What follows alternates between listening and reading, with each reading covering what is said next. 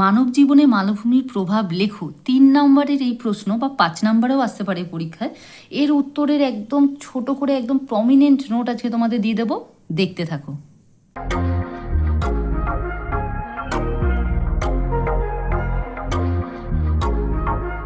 দেখো, উত্তরের হেডিং এইভাবে লিখবে, মানব জীবনে মালভূমির প্রভাব ও গুরুত্ব।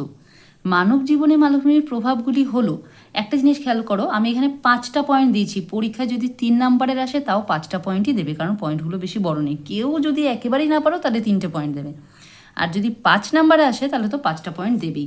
সাধারণত 3 নম্বরের জন্য 3টি পয়েন্ট, 5 নম্বরের জন্য 5টি পয়েন্ট দিতে হয়, কিন্তু এই উত্তরের নোটগুলোতে পয়েন্টগুলো ছোট ছোট আছে বলে তাই 3 নম্বরেও আমি 5টি দিতে বললাম। প্রথম পয়েন্ট, খনিজ সম্পদের ভাণ্ডার। মালভূমির সবথেকে গুরুত্বপূর্ণ সম্পদ হলো খনিজ পদার্থ। মালভূমিতে প্রচুর পরিমাণে কয়লা, আকরিক লোহা, তামা, নিকেল প্রভৃতি খনিজ সম্পদ পাওয়া যায়।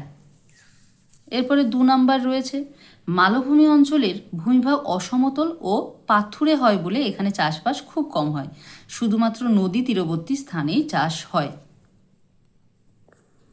জলবিদ্যুৎ উৎপাদন। মালভূমি অঞ্চলে নদী খরস্রোতা হওয়ায় জলবিদ্যুৎ উৎপাদনের খুবই উপযোগী।